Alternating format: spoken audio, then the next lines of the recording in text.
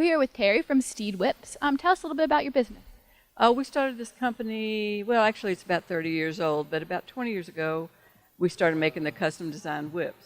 And I met my husband about the same time. He's the wood turner, and you guys have been good to us here at the Morgan Show, and this is our 18th year here. So we make custom whips. We got into some leather products and try to keep most of what we do custom, do engraving. We also do embroidery, screen printing, lots of things that a lot of the barns need. You've obviously been doing this for a long time. Tell us a little bit of how you started and how it's evolved from the beginning. Well, I've loved horses all my life and rode since I was about 8 years old. We sold our last horse probably 15 years or so ago, but wanted to stay in the business and have reasons to keep going to horse shows, so we started this business, and it's taken off from there. I just like being around horses and want every excuse I can find to stay with them. And did you have any mentors or anyone that helped you get involved? I had my instructor at the time when we came up with the ideas for the whips. Her name is Mary Mac Lancaster. She's in Frankfort, Kentucky, and we're from Louisville. She let me show her walk-trot horse at the World Championship Horse Show and let us use what was called then a no-limit and walk-trot stick. It was a wood whip. The whole thing was wood. And so that's what gave me the idea for these. Well, we can't make the completely wooden whip on a lathe because they bow and they break. I found out that those were all hand carved. But these, we make the handles out of the wood. So that's where the idea came from. I had the idea for about 3 years before it came together, and then a friend of ours introduced Clay and I, and we fell in love and got married, and that's where it went. So tell us a little bit about the different types of whips that you sell. We have saddle seat and driving whips, some drop lash whips. We also have hunt seat whips. And based on how you ride, you just come up and order them, and the handles are what's custom made, and there's no two alike. We've never retailed them. So every single one is custom made for the person that buys them. Now, if any of our viewers or anyone here wanted to come and purchase your whip, how long would it take for you to make them?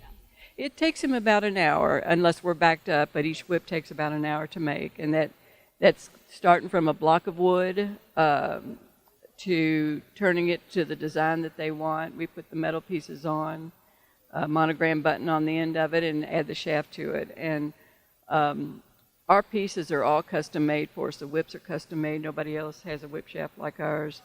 The ferrules we have manufactured at home in Louisville, so they're all custom made.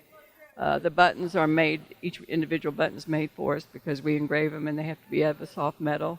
Those are made up in Massachusetts. So we also have whip cases. Those are made in the United States. Why do you think they're so successful amongst riders? First of all, I think we're very fortunate that they've kept riding them, but I think it's a comfort thing. And the designs, a lot of people come up and they'll bring a whip that's got masking tape all over, electrical tape, because they're trying to make it comfortable in their hand and so they don't drop it. And so we've done that by turning the wood. We've turned the electrical tape into a design in the wood, and I think it helps them to hold on to the whip and feel comfortable with it. And besides the Morgan Grand National, where else can people find you to buy the whip? Well, we do the Saddlebred World Championships. We do the Blue Ridge Horse Show, Big Shelbyville Horse Show at home in Louisville. Well, we're in Louisville, but it's in Shelbyville, Kentucky. We will be at the American Royal and Rock Creek Horse Show at home, that is in Louisville. We don't do a whole lot of shows, but we do probably 5 or 6 a year. Well, thank you so much for speaking with us. Oh, thank you. I sure appreciate it.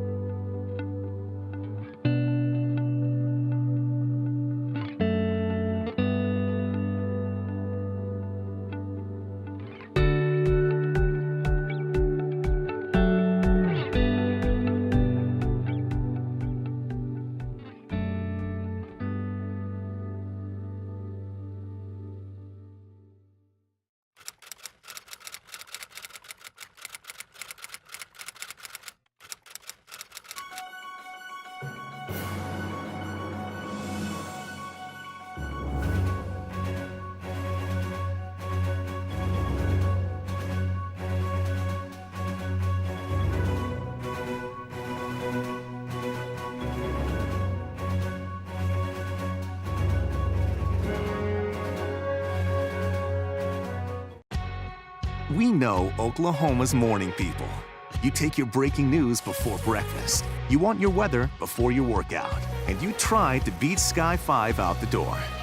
Oklahoma's own Ariel and Abby, getting you informed so you can get on with your day. And nobody's more accurate than Brad's First Alert forecast. Join us tomorrow and see for yourself. Morning news for Oklahoma's morning people. KOCO 5 News in the morning.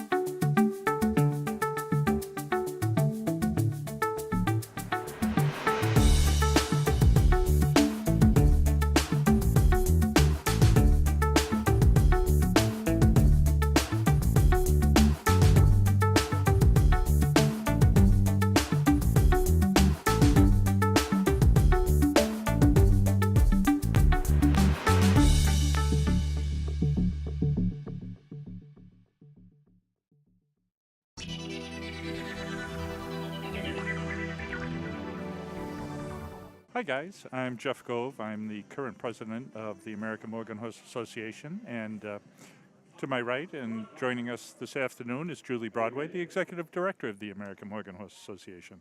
We're here at the 2015 World Championship Morgan Horse Show, and we just want to bring you up to date on some AMHA happenings. So Julie, what do you got for us? So I thought we might start with a quick update on the 2016 election.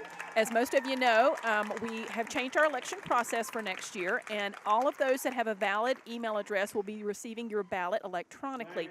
If you do not wish to receive an electronic ballot, you do need to contact the office and let us know so that we can mail you a paper ballot. We do have to know if you need that paper ballot before December the 1st. The ballots will go out the first part of January, and the results will be announced at the Super Convention in February of 2016. I also wanted to make you aware of where we stand as far as candidates are concerned.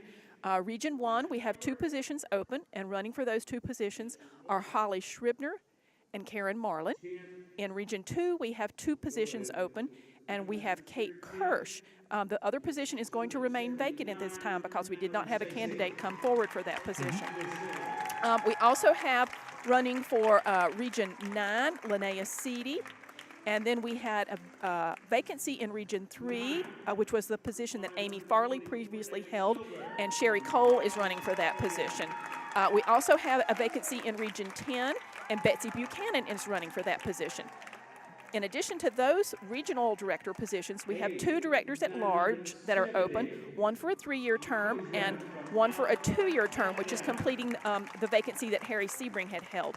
So right now, those individuals are still collecting signatures to be placed on the ballot, but right now, I currently have the slate of Ling Fu Wiley and Cindy Meunier, Harlan Grunden, and Mary Westman are all collecting signatures to possibly run for directors at large. Great, thanks. We have several other topics here to talk about, but I think up until just probably 2 months ago, the slate of candidates running for the board this coming February was considerably less. And it kind of is a good segue to talk about the governance changes that we're proposing this year at the convention and as part of the overall election. There are very significant bylaw changes that will be coming before you. And we have a chart showing how we'd like to redistrict the entire country, actually the entire world, but it really focuses more on the USA and Canada. We currently have 10 regions where we elect directors and 3 at-large positions. That will change to just 3 overall regions with 3 directors being elected from each region. So we'll be downsizing considerably. We're going to go from a House of House of Representatives style approach in terms of how we will govern AMHA in the future. So one of the things you're going to see on the ballot are these bylaw changes that Jeff's mentioning. We're going to give you the highlights of what those bylaw changes are, and then there'll be a link for you to click to read actually the red line of all the details of those bylaw changes. Because going from 10 regions to 3 regions and changing the board from 16 members down to 9 members is a very extensive bylaw overhaul. So we're asking everyone to take an opportunity to read all those bylaws and give us some feedback about that. Yeah, please make sure you do, and if you have any questions or concerns about it, please contact the office. But we hope to have this in place and be part of the vote for this coming year, which means that in 2017, the election, you will be electing a brand new board of directors from across the entire country. So it's very significant, and you're probably wondering, okay, if we do this, what happens to the regional shows? Julie, tell us about the regional shows. So we're looking at a complete overhaul of the criteria for our regional shows. And what we mean by that is right now we only allow 1 regional show in each of the 10 regions. And we're changing that formula. We're going to set the criteria up, and any show can apply to be a regional, and we can have more than 10 regions, 10 regionals. So there'll be multiple regional shows in each of the 3 regions. Eastern, Central, and Western are the 3 regions that we've outlined. And so there'll be several regional shows in each of those kind of zones, if you will. And we may, like I said, we may have fewer or we may have more, and we're very excited about that. And right now the committee is in a discussion about having sort of a championship in each of those 3 areas. So an East Coast championship, a Central championship, and a West championship. So we're working through that. We're also taking a look at some changes to our star rating program because people have made some really great suggestions for that. So look for some more information about changes in how the whole show process is going to work. Again, to Jeff's point, that would take effect in 2017. So no worries for anybody for 2016. Everything will stay status quo. But when we get to 2017, if the bylaws do change, you'll start to see these things begin to roll out. It also means that candidates that are running in the 2016 election, I just mentioned are running for a 3-year term or a 2-year term. That could very well turn out to be just a 1-year term if the bylaw changes go through. So we want to make sure everybody understands if the bylaw changes don't pass, the 3 years or the 2 years will stand. But if they do pass, then it could just be a 1-year term. And there's a lot to swallow here. So please, if you have questions, get a hold of Julie or anybody at the AMHA offices.